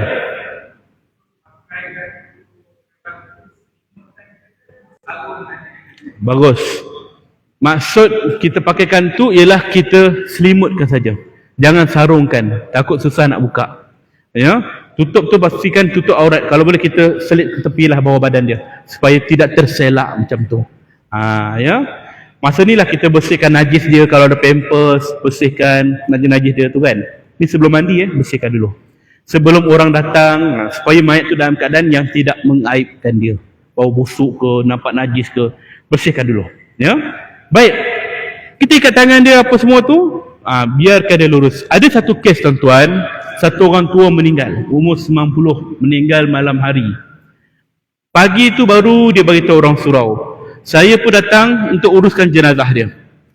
Dan ketika mana jenazah dibawa ke tempat mandi, nak buka kain tu nampak badan dia masih lagi pakai baju, t-shirt, kain pelikat. Maknanya anak dia tak buat apa-apa malam tadi. Anak dia ada 4 orang lelaki. Dia bersama dengan saya. Saya kata, bang, kenapa tak tukar baju dia malam tadi? Kami tak tahu ustaz. Tak apalah, dia tak tahu kan. Kita pun buat. Ketika saya nak buka, badan dia keras. Terpaksa gunting. Sayanglah baju tu elok lagi. Boleh simpan, boleh guna lagi. Tak nak guna, boleh jual bandel kan. Maknanya ada manfaat lagi, terpaksa gunting. Lalu ketika mana saya nak luruskan tangan dia, nak kiam, tak boleh. Pasal dia dah keras. Badan dia kecil, kurus. Saya takut kalau saya paksa, patah tangan dia nanti. Saya kata pada anak dia, bang, arwah ni badan dia dah keras. Waktu kita kafan nanti, tangan dia akan lurus macam ni. Saya tak mampu nak buat begini kerana badan dia dah keras. Anak dia pun kata, okey ustaz, kami ikut saja. Salah seorang anak dia tak setuju dengan saya. Ustaz, pastikanlah tangan dia kiam. Saya kata tak boleh. Tak apa, saya boleh. Saya akan urut dia guna minyak, kata dia. Saya pernah ikut kursus. Ustaz tu kata lembutkan sendi mayat tu dengan minyak. Saya kata kenapa abang tak buat malam tadi? Saya pun tak ingat ustaz, terlupa. Ni biasalah ni. Bila berlaku kematian, kadang-kadang apa yang kita belajar tu kita terlupa. Maka dia pun urut. Saya pun tengok dengan anak-anak dia yang lain. Urut, buat. Bang, kalau tak boleh jangan paksa, saya kata. Jangan paksa, kesian mayat ni. Boleh Ustaz, insyaAllah. Bismillahirrahmanirrahim. Dia try 1 hayun, 2 hayun dia buat. Saya dapat jalan pelik dah. 3, tam, terdengar bunyi patah. Longgar tangan bapak dia. Gini kan. Ni yang kau nak kan. Tergamam semua orang. Dan semua pandang saya. Apa salah aku, dia yang buat kan. Semua pandang kan, dia yang buat kan. Saya tengok mata masing-masing muka merah kan. Abang dia tanya saya pula, Ustaz, patah ke tu?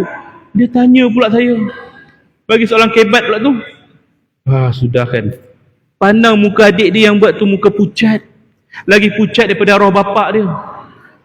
Menggigil tangan macam ni. Itulah aku dah kata dah jangan buat. Kau nak buat juga kan. Abang dia pun kata, Ustaz, patah ke tu? Saya dah keluar dah segala tafsir, Quran, hadis, benda kan, fix masa semua, tak ada jawapan. Apa aku nak jawab ni kan. Saya pun cuba tengok keadaan dia tegang dah ni. Kau buat apa ni marah dia kan. Saya pun pegang tangan arwah tu. Saya pegang, bang, abang relax ya, semua tenang. Saya dah cek dah, tak patah pun. Tak patah Ustaz, kuat tadi, kami semua dengar tadi. Tak patah. Habis bunyi apa tadi? Biasalah kadang-kadang otot kita ni lenguh, pram. Kan lenguh kan bunyi letup, tap kan. Saya kata begitu kan. Nak tenangkan situasi. Dah kita tak payah buat apa-apa, ikut kemampuan dia. Dia tak boleh nak kiam, kita buat macam biasa saja. Cuba nak kawal situasi yang tegang. Rupanya abang dia tak puas hati. Dia pandang adik dia, tepat kat muka dia. Nasib baik tak patah. Kalau patah, aku patahkan tangan kau. Garang depan mayat bapak dia bergaduh kan. Dalam hati kecil saya kata, nasib baik aku tipu. Memang patah pun. Tuan, sampai ke hari ni dia tak tahu cerita sebenar kan. Tapi kalau dia tahu cerita sebenar, saya tahulah nak cari siapa. Ni mesti orang masjid UK Perdana bagi tahu ni kan. Ini cerita betul tuan-tuan. Mayat apa yang berlaku pada dia, kalau tak boleh dibuat, dilenturkan, biar. Saya pernah jumpa mayat meninggal 3 hari kat rumah dalam keadaan tangan dia terlentang macam ni.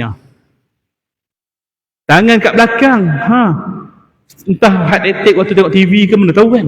Tuan-tuan kalau rajin tengok TV malam-malam tu, jaga sikit posisi tidur tu Jangan macam ni. Nak bawa turun tak boleh macam ni. Macam mana ni Ustaz? Kata orang saya. Saya pun cuba. Memang tak boleh. Dia dah lock kat sini. Badan dia besar. Terpaksalah kita uruskan mayat dalam keadaan tangan dia begini. Mandikan dalam keadaan begini, tak ada masalah, kita boleh buat. Kafankan dalam tangan begini, kafan pun kita tak ada masalah, kita boleh adjust. Yang jadi masalah ialah waktu jiran dia datang nak tengok jenazah. Datang seorang makcik tu, dia pun masuk. Apa kombang bona kepala budak ni? Dia kata, dia tegur pula. Astagfirullah makcik, tu bukan kepala dia, tu tangan dia berlipat. Astagfirullah, mulut jahat kata dia kan. Sebab tu kita bila tengok jenazah, jangan kita sebut macam-macam. Mesti ada sebab. Tak adalah tukang mandi tu sahaja nak buat macam tu. Okey, mayat ni kita lipat kaki dia macam ni. Tak ada tuan-tuan, mesti ada sebab kan. Kenapa kaki dia berlipat macam ni Dia tak boleh lurus lah tu. Tak ada, kita sahaja nak adjust. Mayat ni kadang-kadang bermacam-macam keadaan, rupa kan. Jangan kita nak buat macam-macam. Ada satu kes dekat Terengganu. Kami ada tim dekat Terengganu. Dia hantar laporan kat saya, Ustaz, satu kes yang kami tak pernah jumpa. Dia tunjuk gambar macam bongkah je ni dalam kain. Apa tu? Dia buka, rupanya mayat dalam keadaan duduk bersila. Macam tuan-tuan duduk sekarang ni. Mayat orang tua tu duduk bersila. Mati ke tu? Mati Ustaz. Tapi tak boleh nak dibaringkan. Macam mana Ustaz kita nak baringkan dia tegak macam tu kan? Dalam keadaan bersila. Jadi saya kata buatlah ikut kemampuan, jangan paksa mayat tu. Dia dah cuba-cuba memang tak boleh nak baringkan. Saya dapat laporan bila dia beritahu, Ustaz, jenazah tadi dah siap ke bumi dah. Berjalan lancar, alhamdulillah semua okey.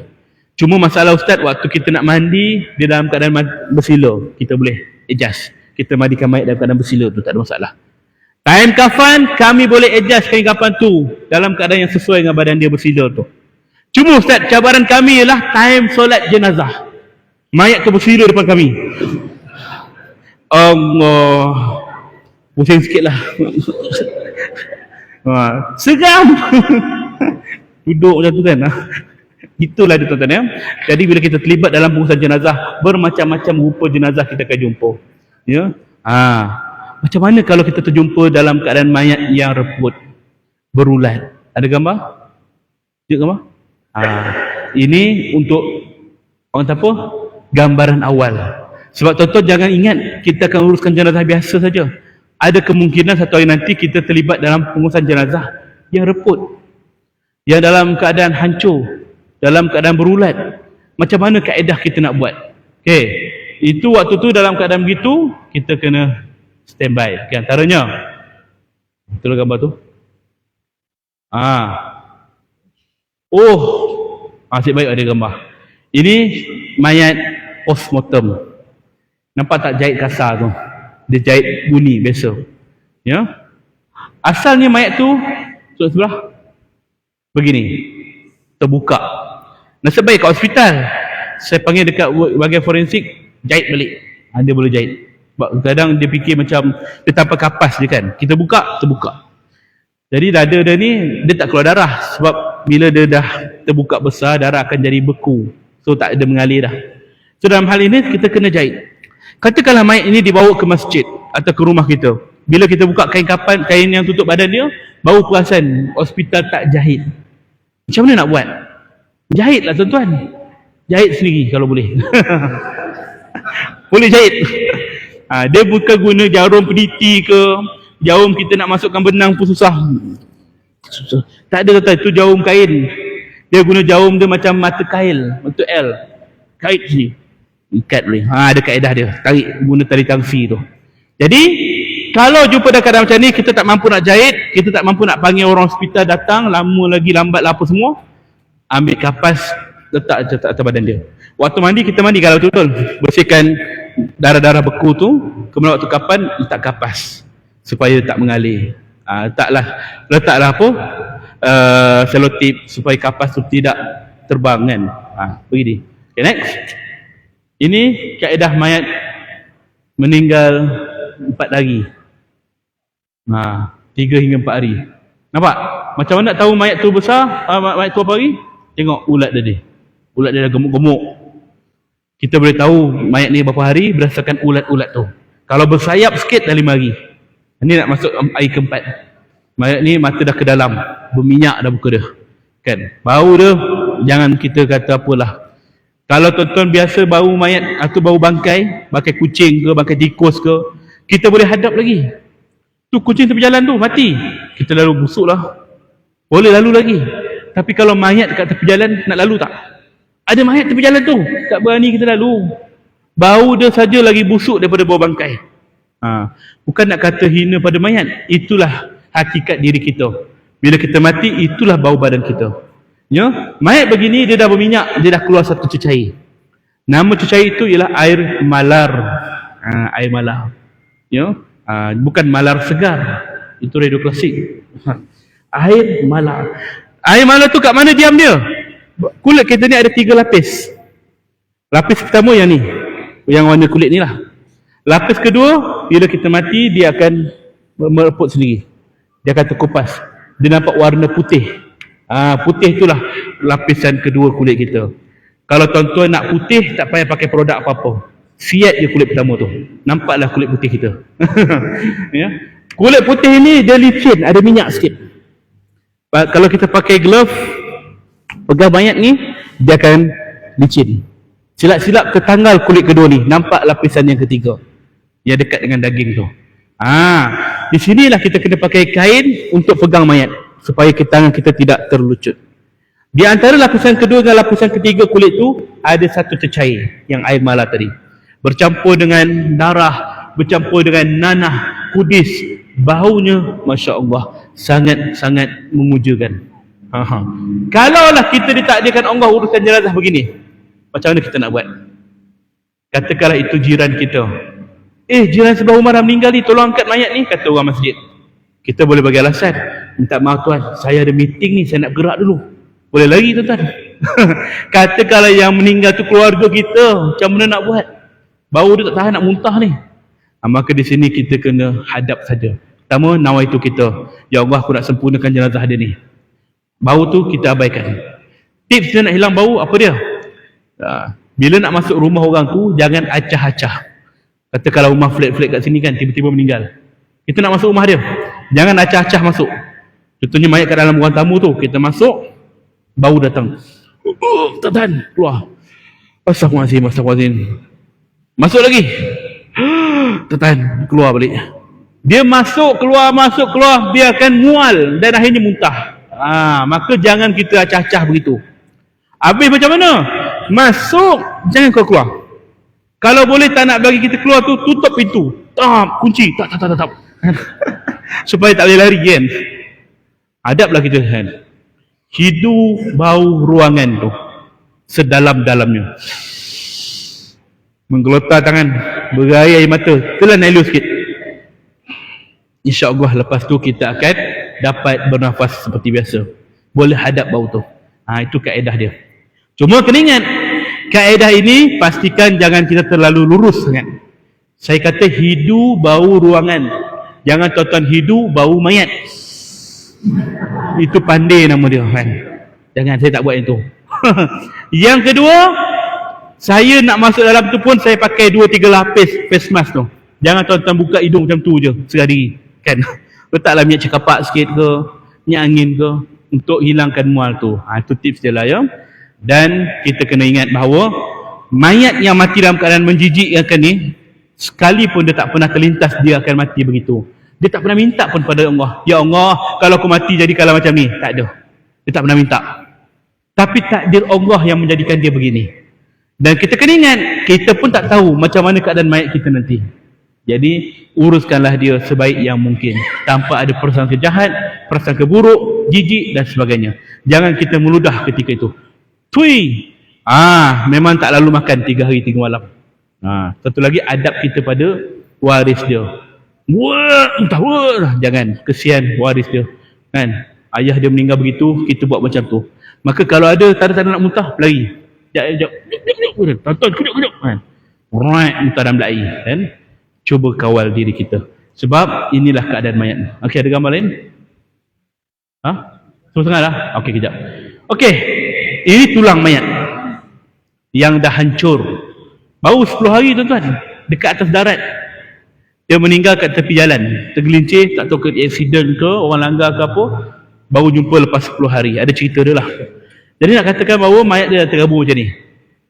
Kita bila berhadapan dengan situasi ini, katakanlah keluarga kita yang meninggal, trauma kita, boleh rasa macam shock otak kita ni, terkejut sebab tak sangka ayah mati dalam keadaan begini. Maka kalau kita yang menguruskan jenazah ni, pertama, jangan bagi waris-waris masuk. Tanya dia dulu, siapa waris terdekat, kita panggil orang lelaki. Kalau perempuan, kalau boleh elakkan dulu. Anak dia mana? Bang, kita buat pengecaman, biar dia saja yang tengok. Ini mayat dia. Biasa forensik lah yang akan jumpa mayat begini. Tengok. Masa ketika itu, kita bagi tahu kepada yang lain. Lepas selesai kafan, baru kita bagi tengok. Macam mana cara nak buat ni? Mandi kau macam biasa. Next. Bukan apa? Tu. Ini organ-organ dia semua. Kita mandikan dia. Susun. Kepala mana, tangan mana, badan mana, kaki mana. Susun. Okay. Kita mandikan satu-satu. Tu tengkorak dia. Okay, next. Bersihkan tengkorak dia, sabun, bubur cendana ke apa ke, letak atas kain kapan. Okay, lagi. Letak atas kain kapan. Satu-satu kita letak. Next. Lepas tu letak ikut bentuk badan. Mana yang organ-organ yang tak hancur tu, kita balut dengan kapas supaya air dia tu tidak mengalir. Okay, next. Kemudian letak betul-betul kepala, badan, lepas tu letak kapas, letak cendana banyak-banyak sikit, buat bentuk macam bentuk orang. Next. Nampak? Saya bungkus, nampak macam bentuk badan orang. Ini kaedah ini tuan-tuan. Biasanya non-Muslim, orang bukan Islam, bila mati dia akan make up mayat. Make up mayat supaya apa? Tujuannya ialah supaya waris yang datang, keluarga yang datang tu tidaklah terlalu sedih. Bila tengok mayat keluarga dia, mak macam tidur je kan, jadi dia rasa happy, seronok. Maka kita orang Islam ni kurang terdedah dalam bab ini. Macam mana keadaan mayat, tentulah kita buat. Kita kena cantikkan sikit mayat tu. Sebab tu ada yang celak ke, pakaikan bedak sikit-sikit ke, supaya orang yang tengok tu rasa tenang. Keluarga tengok tu rasa macam bahagia. Macam inilah saya cuba buat adjust. Okay, next. Dan saya tutup dengan kain batik, kain pelikat. Jadi nampak macam sekujur badan. Jadi family datang tengok arwah abah dia dalam lengkap macam tu, dia peluk, boleh cium, padahal kapas dalam badan tu kapas tebal. Ini antara kaedah. Dia nak tengok muka, minta maaf, arwah ni dalam keadaan uzur. Maka dia boleh peluk, ada barang yang boleh dipeluk. Jadi inilah caranya kita bentukkan. Sebab itulah saya dalam bidang pengawitan mayat ini, saya belajar daripada segala bab. Daripada pengawitan mayat, pakaikan baju, make up mayat. Jangan main, saya ada lesen semua. Kalau tuan-tuan ada yang nak bertunang ke nak kahwin ke, panggil saya. Saya guna make up yang sama. InsyaAllah ya, jodoh berkekalan. Baik, itulah kaedah dia ya. Baik, next. Ada ke tak? Itu antara mayat bulat lah. Okey, tak apa, kita skip. Kan tak lalu pula orang nak makan. Okey, kita next. Okay, kita ambil lagi dua. Letakkan satu benda yang sederhana berat atas perut mayat. Ambil gunting ke apa, biasa orang letak kat perut mayat. Untuk mengelakkan apa? Kembung. Perut mayat tu kembung. Tak letak gunting pun tak apa. Nak letak barang lain, handphone ke, mikrofon ke, apa sahaja benda yang sederhana berat. Tujuannya untuk mengelakkan perut ni kembung, angin masuk. Dia tahankan dia. Asalkan barang tu logik. Jangan letak ni pula LCD projector. Boleh lah ni. Jangan perut dia tu adalah kembung kan, besar kan ni. Tak, jangan. Yang logik ya. Baik. Yang ke-8, gunakan wangi-wangian untuk menutup bau mayat. Kalau dulu kita bakar cendana, bakar kemenyan kan. Zaman sekarang ni jarang kita nampak orang bakar-bakar dah ketika dia meninggal dunia. Jadi yang banyak kita nampak orang bakar-bakar ni apa? Bakar rokok kat luar. Lambatlah orang masjid datang. Weh jenazah apa sampai? Kan? Itu biasa kan. Jadi bakar-bakar yang wangi-wangian dekat dalam rumah jarang kita nampak. Sebab orang sekarang ni tak pakai dah. Jaranglah. Dia gantung kat dinding je. MB Pure 5 minit. Itu pun boleh. Tujuan dia apa? Untuk menutup bau yang ada daripada badan mayat. Ambil daun pandan ke, kita letak atas badan mayat, letak dalam mangkuk ke apa, itu tujuan dia. Wangi-wangian, sembuh ke apa kan. Orang datang, dia hidup bau yang wangi. Baik, selesai bab ini. Ada soalan? Ya, Hajah.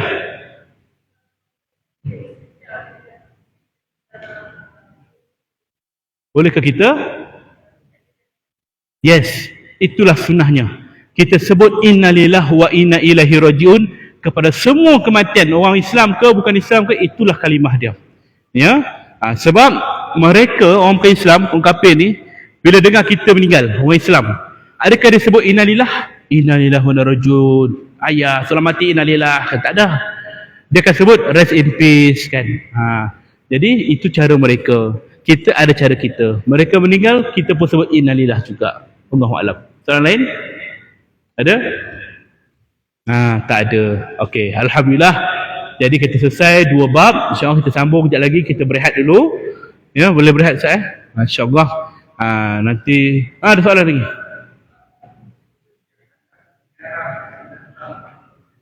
Ziarah jenazah yang ada kat rumah. Okey. Antara ziarahnya ialah orang yang di dalam rumah kena sediakan mayat tu dalam keadaan baik. Lepas tu kita belajar ni. Jangan biarkan mayat dalam keadaan yang mengaibkan dia. Orang datang sedekah Fatihah, bau busuk, dia tak tahan. Letak duit, balik kan. Jadi itu sebab keluarga yang tak sediakan mayat dalam keadaan yang baik. Sediakan mayat dalam keadaan bersih, cantik apa semua. Belum mandi kapan ni? Dalam keadaan wangi. Orang datang, selesa tengok muka dia, ya Allah, arwah dia tenang je kan. Boleh baca Yasin lagi tepi dia tu. Jadi kita hendaklah perbanyakkan berzikir, baca Quran, hadiahkan pada si mati. Jangan kita duduk kat luar bersembang. Sebab bila berlaku kematian, dia bukan hanya mengumpulkan keluarga, tetapi dia juga mengumpulkan rakan-rakan lama. Dia akan jadi mini reunion. Itu biasa. Kawan-kawan lama akan datang, kawan dia meninggal, kau duduk mana sekarang? Kan? Aku duduk kat sini ni. Buat apa sekarang? Saya sembang. Yang pasal si mati ni, dah cerita habis dah. Arwah ni apa meninggal sini ni. Dah habis topik arwah ni, buka topik diri sendiri. Kau apa sekarang? Dengar cerita dah pasang 2.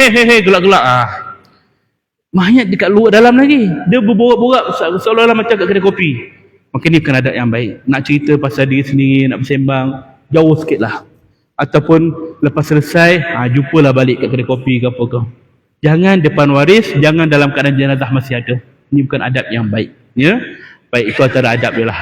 Ya, okey, ada lain? Okey. InsyaAllah kita rehat dulu dalam 10 minit, 15 minit. Kita kumpul lagi dekat sini insyaAllah. Baik, Ustaz, saya serahkan pada pengurusi majlis.